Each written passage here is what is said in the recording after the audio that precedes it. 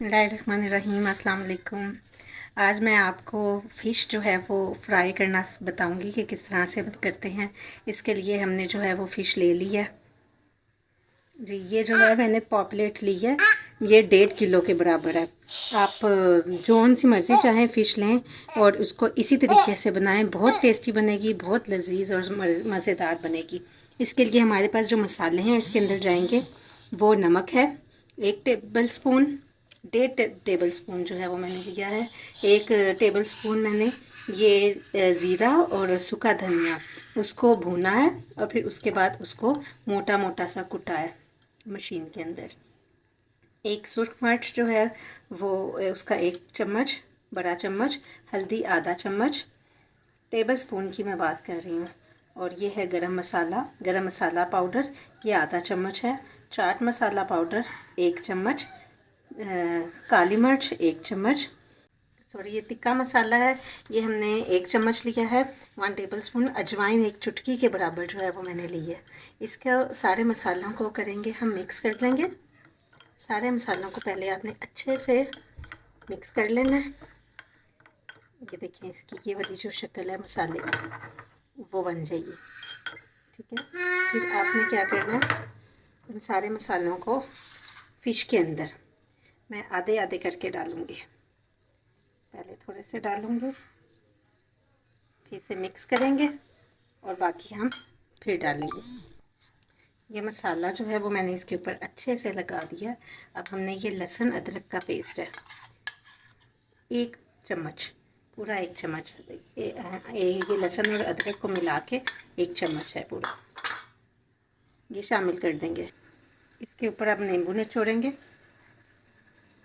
ये 2 अदद मैंने बड़े साइज़ के नींबू लिए हैं, तो ये हम इसको ऊपर अच्छे से निचोड़ देंगे सारे को और मिक्स कर देंगे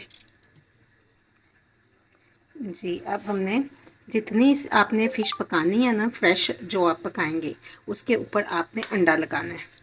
और जो आपने नहीं पकानी वो आपने क्या करना है, उसको फ्रीज़ कर देना है। आप फ्रीज़ करके जितनी देर के इस मसाला लगा हुआ पड़ी रहेगी, उतनी ही उसका टेस्ट जो है वो अच्छा बनेगा। इसके ऊपर आप अंडा लगाएंगे। अंडे को आपने अच्छे से मिक्स करना है कि वो हर बोटी के ऊपर लग जाए। साथ में मेरे पास कॉर्नफ्लोर है, ये मैंने 2 चम्मच इसके ऊपर डालना है और बस इसको मिक्स करना है। अच्छा, ये हमने अंडा लगा लिया, इसके ऊपर कॉर्नफ्लोर लगा लिया। आप कॉर्नफ्लोर की जगह मैदा भी यूज़ कर सकते हैं अगर आपके पास नहीं है तो, या आप दोनों को मिक्स करके भी यूज़ कर सकते हैं। तो अब आपने क्या करना है, इस फ़िश को 1 घंटे के लिए, कम से कम 1 घंटे के लिए पड़े रहने देना है।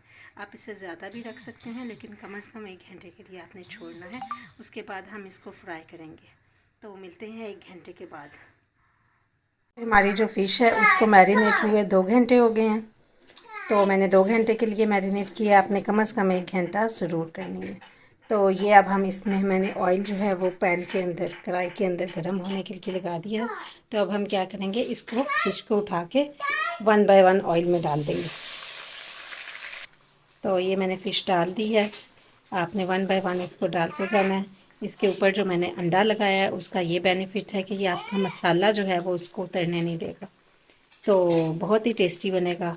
आप इसको ब्राउन करेंगे, गोल्डन ब्राउन करेंगे दोनों साइड से। ये देखें जी, हमारी फ़िश जो है वो तैयार है।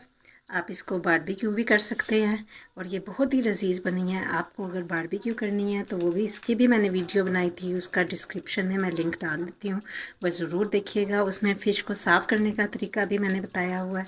और ये इसकी फ़ाइनल लुक है, ज़रूर ट्राई करें। उम्मीद करती हूँ आपको ज़रूर पसंद आएगी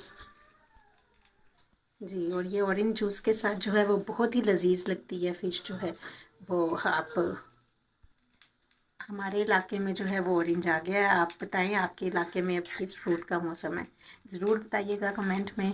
और अगर आपको वीडियो पसंद आए तो उसका इजहार भी ज़रूर कीजिएगा। बहुत शुक्रिया।